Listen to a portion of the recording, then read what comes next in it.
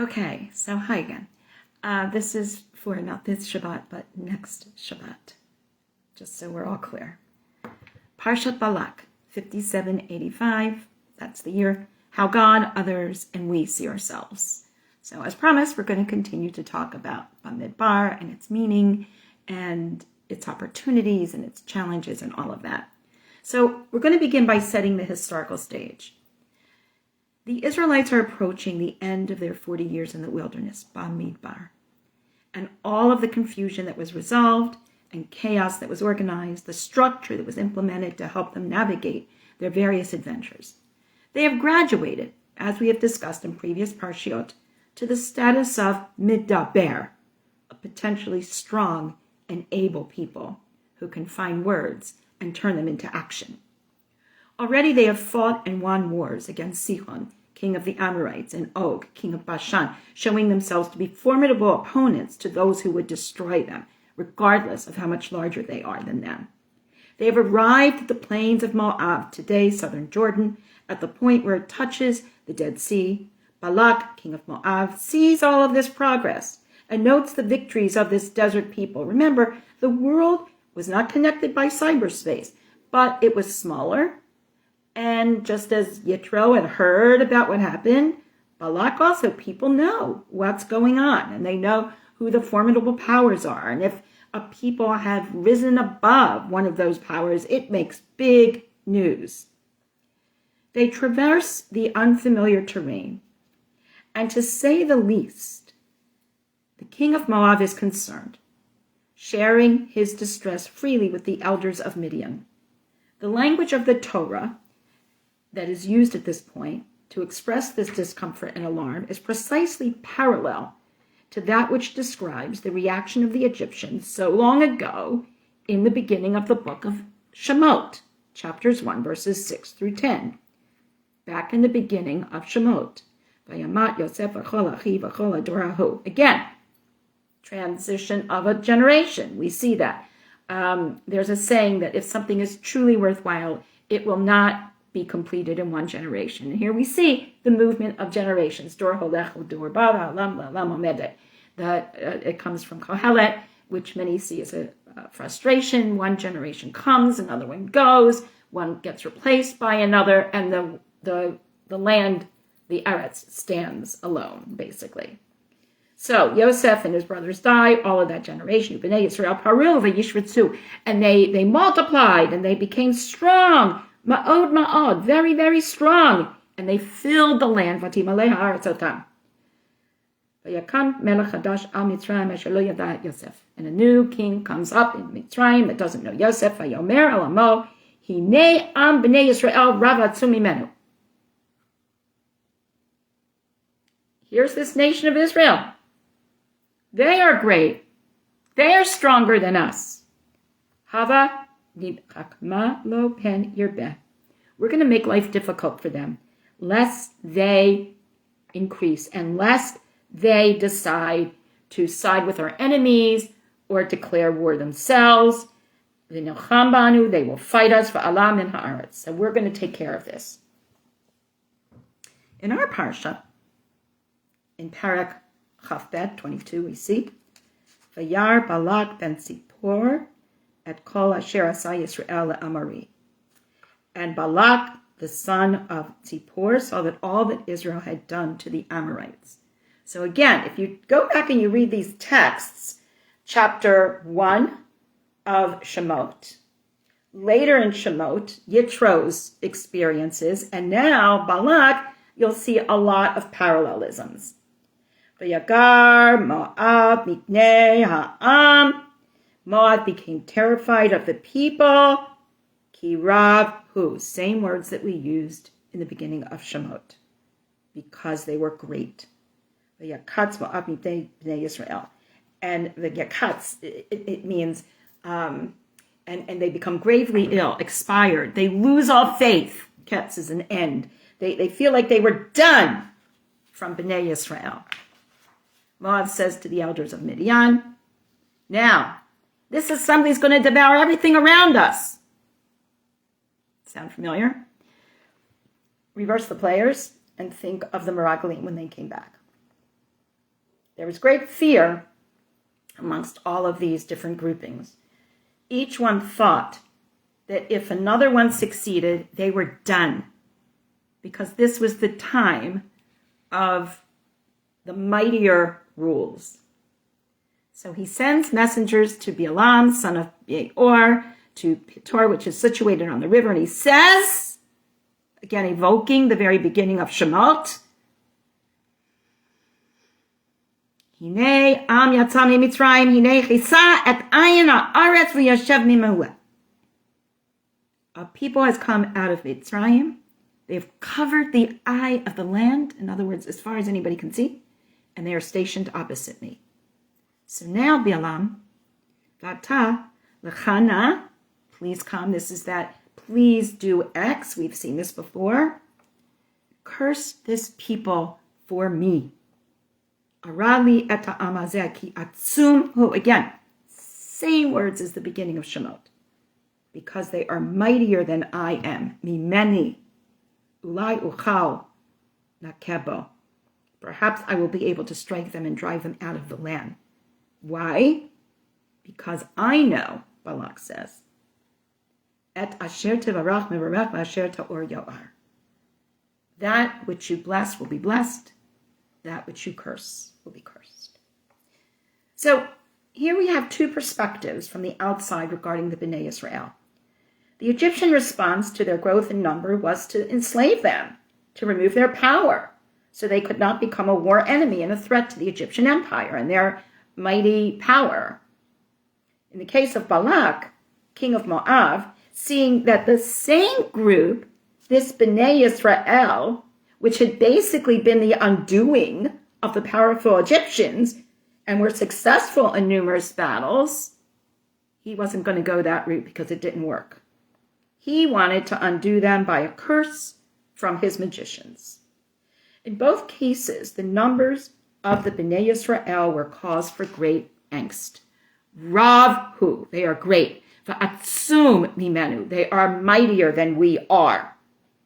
The notion of blessings and curses by word is also evocative of a much earlier text in our Torah, namely Bereshit chapter 12, when Avram is told to go on his own journey to a new place by God. We read in that text, Vayomer Hashem Avram lech lecha me'artzecha mi'molatcha mi'beit avicha el ha'aretz asher arecha ve'ascha l'goy gadol v'archa v'agadla shemecha v'yavrecha v'brachacha mivarechacha u'mikalelcha ha'or. And God says to Avram, go, leave your land, leave your birthplace, leave your father's house, go to the land I will show you. I will make you a great nation. I will bless those who bless you, and I will curse the one who curses you. Again, very similar trope that is repeated here when Balaam is told, Ki yadati et asher tevarach mevarech v'asher ta'or yo'ar. I know that what you bless will be blessed, and I know what you curse will be cursed. Now, in our narrative, while we see this familiar formula, those who may be tempted to see this narrative as an allegory, complete with incantations that are magically reversed, and talking donkey and other fantastical elements, we are taught about the grounded truth of this text as follows in BibleHistory.net, which talks about the historical grounding of these texts. And we learn as follows.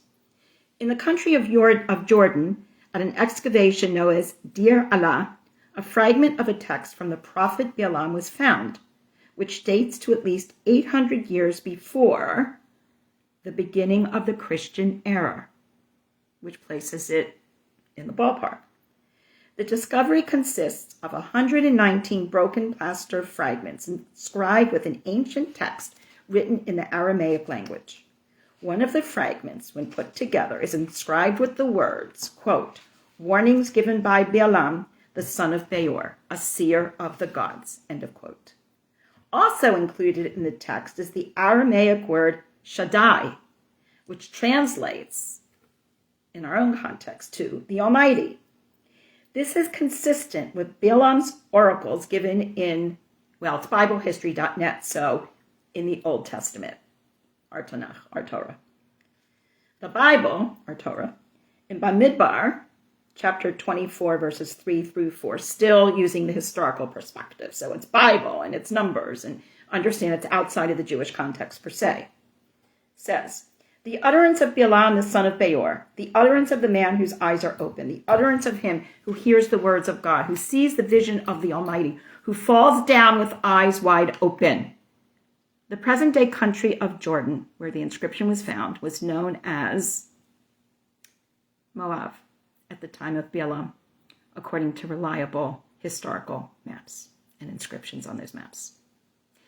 This backs up the biblical account found in Bamidbar, chapters 22 through 24, in which the king of Moab sends the elders of Midian before Balaam and offers him money to curse the children of Israel.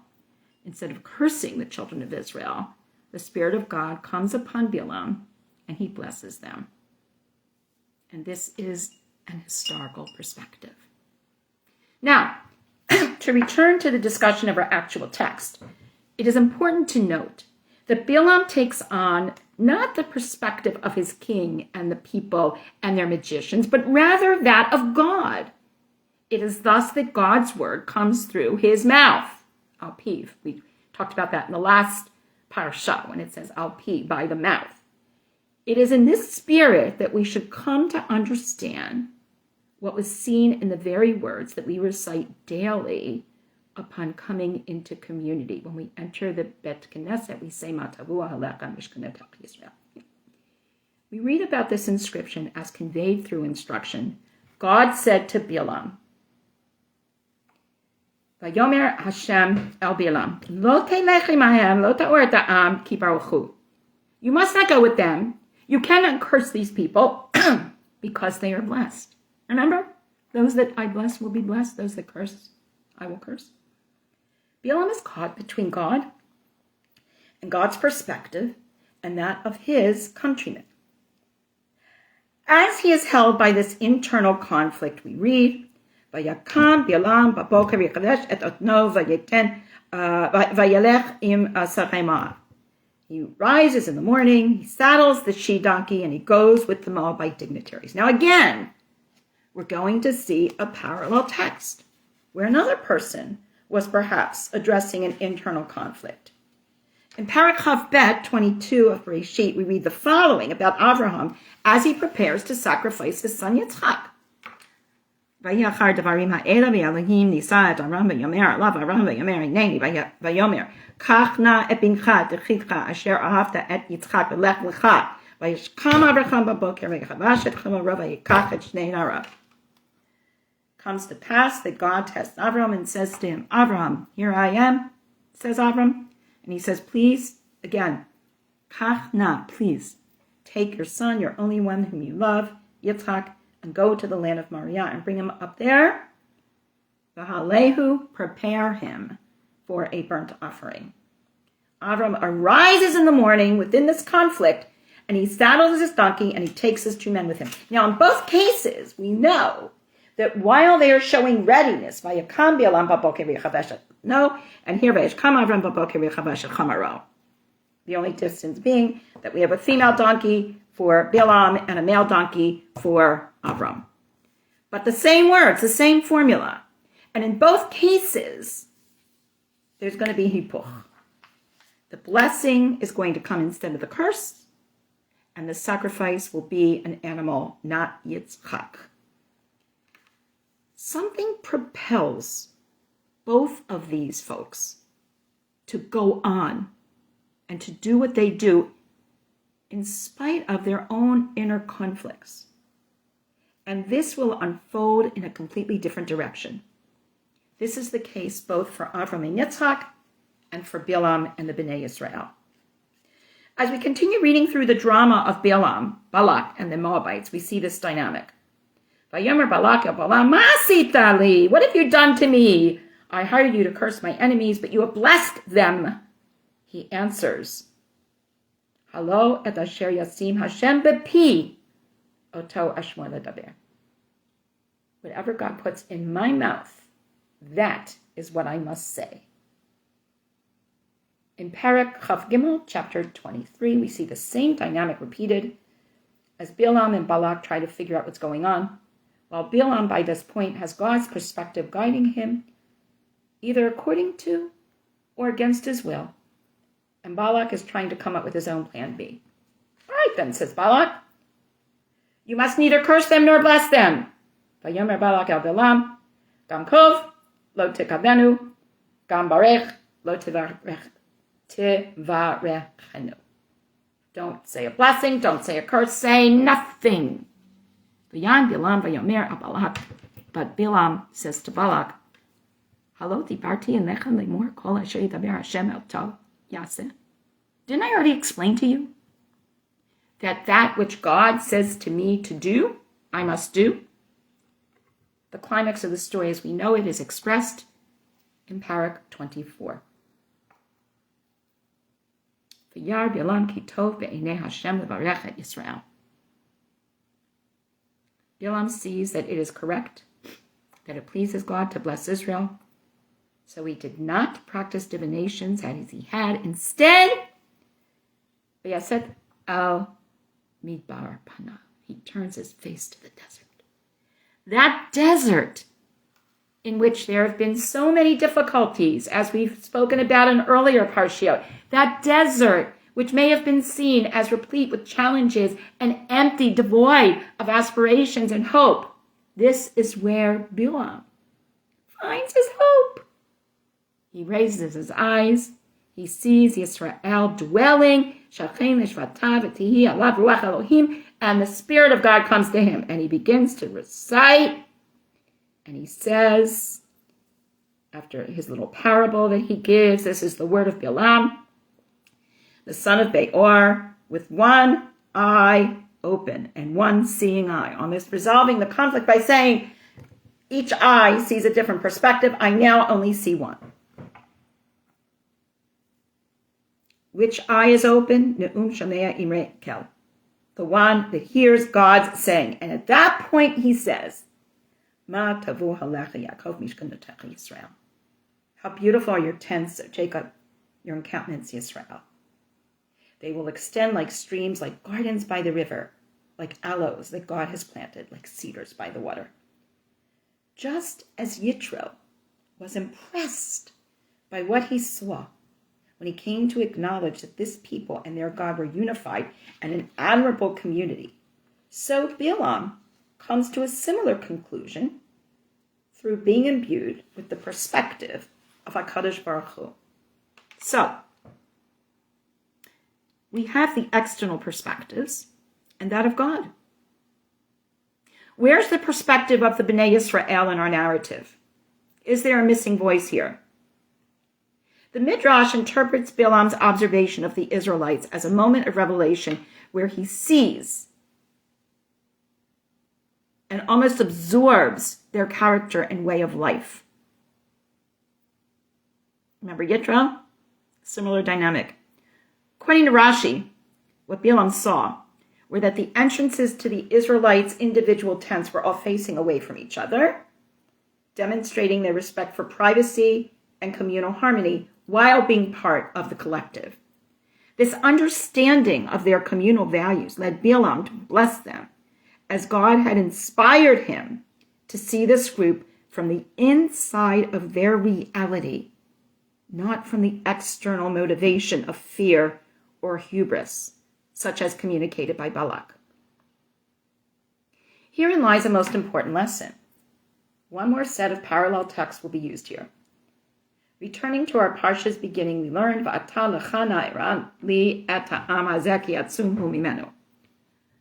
remember that? Go, curse for me, this nation, because they are too great. As we continue to verse 11, we see this amplified. Hine ha'am hayotze miMitzrayim v'yachas et ein ha'aretz ata lecha kava li'oto ulai uchal lehilachem bo gereshtav. Now, look, this land, this people that came out of the land of Egypt, they cover the eye of the land. Go finish with them so that I can fight and drive them out. Remember Parshat Lech Lecha, Shalach Lecha, when we read how this fear and resulting negative self-perception can do significant damage. In Parak Yud Gimel, when the scouts returned from their reconnaissance mission, and having been given very specific instructions, they report that indeed there are fruits and resources, but Ephes, remember that? We appear to 0. This nation, Aza'am, they are strong, and their cities are fortified, and they have giants. They gave an evil report, the Meraglim, to the Israelites, and they said, the land that we traveled through to inspect consumes its inhabitants, and all the people there are men of great sizes. And then what did they say?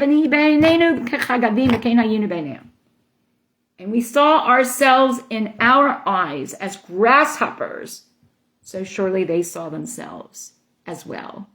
They saw us as grasshoppers. They themselves saw us as grasshoppers. But it is precisely at this point, the entire community raises its voice. They shout and they cry at night. Fear takes over and spreads through the camp. Fear of the Meraglim, that they can't do what they're doing. Fear of the Mitzrayim, that this is too great and too numerous of a people. We enslave them and look at what's happened.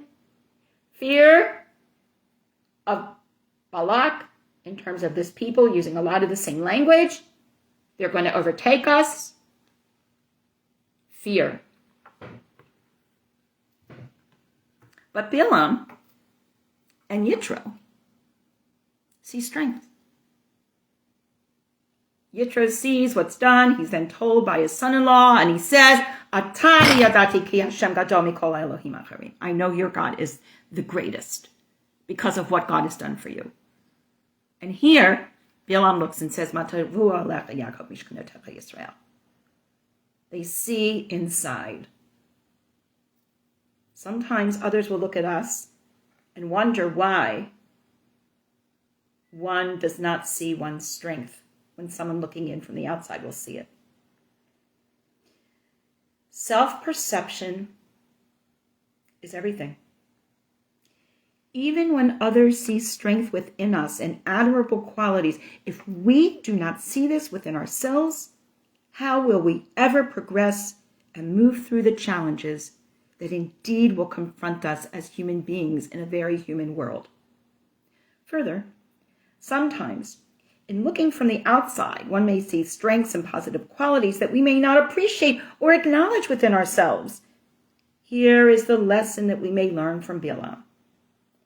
As God has influenced, actually changed the trajectory of Bilam's life, so too, this can happen for us. I'm often bemused when I work with so many people who want to convert. I do a lot of work with potential converts. And when I hear their perspective of why they want to convert, I always ask them, what is your backstory? And then I say, why do you want to convert? Because we're supposed to talk people out of it. People hate us. People don't like us. And they see the beauty in us that we often don't see in ourselves. And it makes me want to cry.